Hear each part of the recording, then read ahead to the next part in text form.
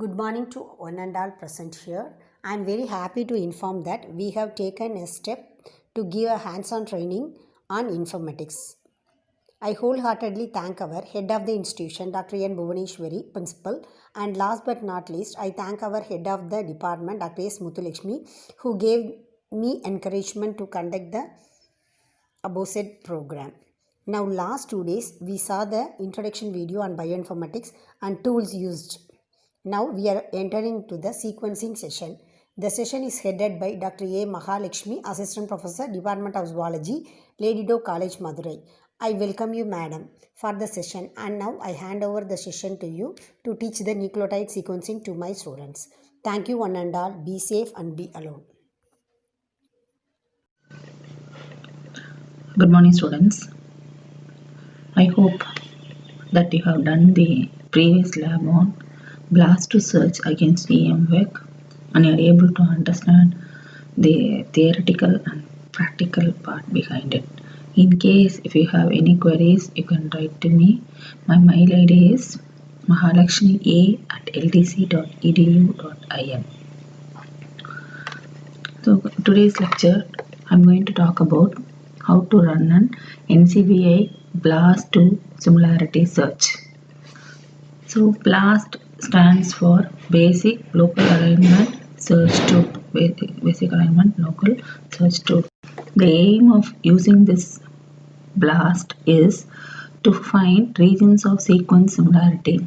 Why we need to find regions of sequence similarity? Only when we find regions of sequence similarity, we will be able to interpret functional and evolutionary clues about the structure and function of our query sequence.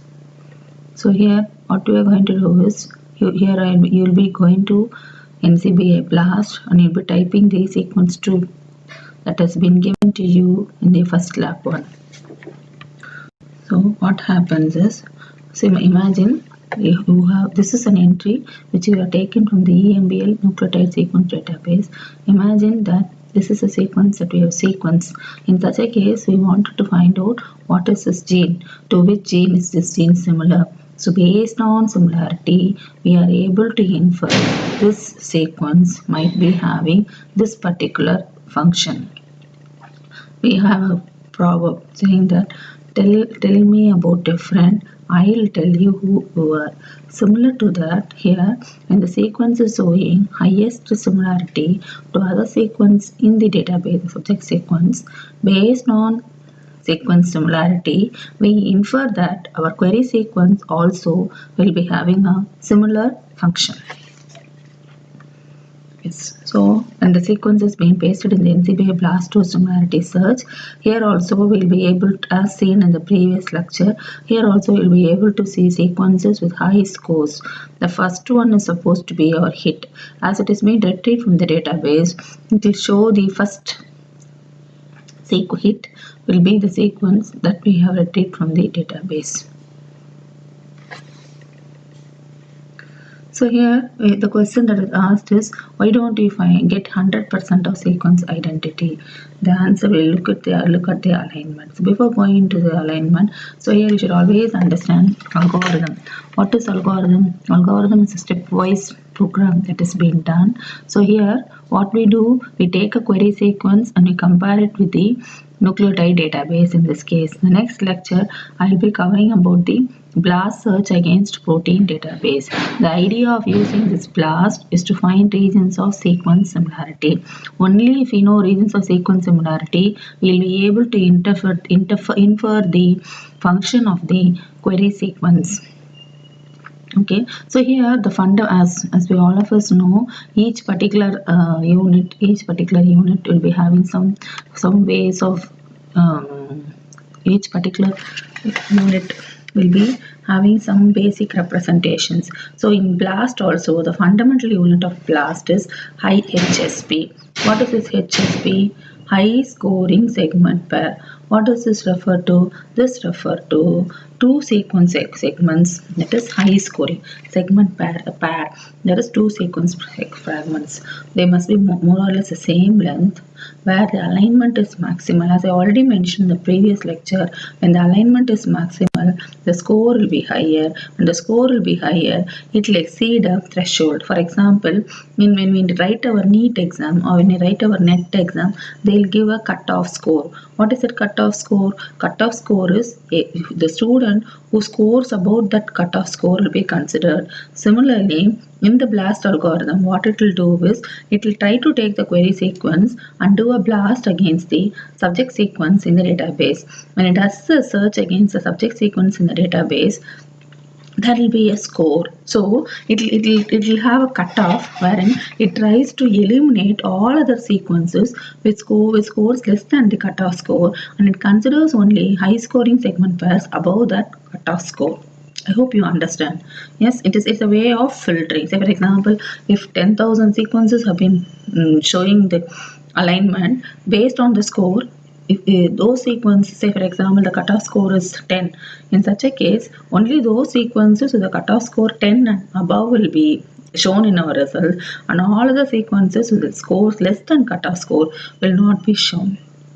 Okay, so here first step is it will look for similar HSPs, and then it takes those similar HSPs and then it evaluates the statistical significance of the matches, and finally gives us the user selected threshold of significance. That is, yesterday itself I mentioned we can select the e-value. Say for example, I select a e-value of 1. It gives only those sequences which wherein the e-value is less 1, 0 or less than 1. All other sequences, all other alignments wherein the e-value is high, it will be eliminated. So this is how a BLAST algorithm works. Here, this is our query sequence. So first what it does is, it tries, this is given for proteins 3 letter, so it takes out the words and these words are searched against the database. When it searches against the database, if this is the high scoring segment pair, only those scores, the word greater than that particular score will be considered. Yes. So say for example, the query word is 3. So what it does is, it tries to take the neighborhood score threshold. Only those sequences with threshold of 13 is considered. And then what it does is, it tries to extend the alignment. When it does, say for example in this case, only 3 words are selected. And then on the first step, the 3 words are selected. And then these 3 words, they are given a score. So here they give a neighborhood score of 13. So here you can see those words wherein the score is less than 13 are eliminated, and only those sequences with a score of 13 and above are considered. The next step is, it tends to extend the alignment, neighboring words. It tends to extend the alignment in both directions, and then that score is being given as high scoring segment pair. So here you can see that high scoring segment pair is being aligned with the database sequence, that is our subject sequences.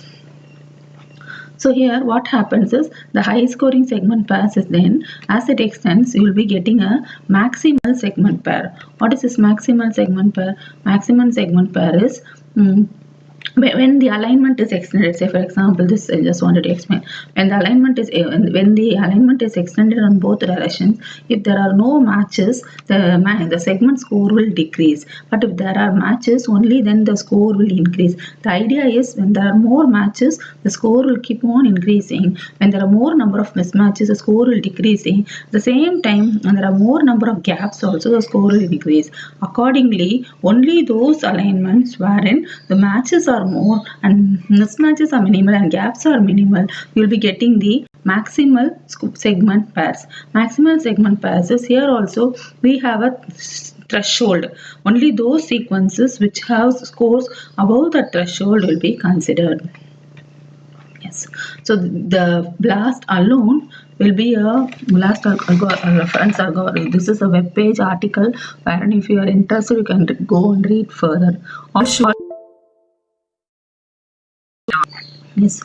So now coming to this term, what is this? I already mentioned one term, FASTA. What is that FASTA? That is a greater than symbol with the sequence, and that is the way how bioinformatic tools will accept the sequences. This is a similarity search tool, and this is not referred to as FASTA, it is referred to as FASTA. So here this is also similarity search, and it is more sensitive than BLAST programs. Okay. So here there is a tool called as available at the EMBL website. Similarly, once I already mentioned in the previous lecture, we have the sequence, then the sequence can be translated, and the tool that is used is called as TransSeq. So TransSeq translates the nucleic acid sequences to the corresponding peptide sequence. How does it do that? It does that based on the genetic code. So here the translation will be done in all 6 frames. That is, you have in forward frames 3 and in reverse frames you have 3. So all 6 frames will be getting the translation, and once the translation is over, you have to look at these results. Maybe in your lab session, I wanted you to, in the day 2 lab, I wanted you to do a BLAST analysis for sequence 2 against nucleotide search, and then I also wanted you to do this embossed TransSeq results. So here when you submit your sequence 2, the results will be like this. So here you see the star refers to stop codon. So we should look at the frame wherein there is minimal stop codons, or there are no stop codons in between. If there are frequent stop codons, that cannot be a potential ORF. The reason is, if there are stop codons, the ribosome will come out from that synthesis, and that they cannot synthesize a complete protein. So among the 6 frames, we look at the frame wherein there is no stop codon, so that region will be that frame will be the potential ORF coding frame.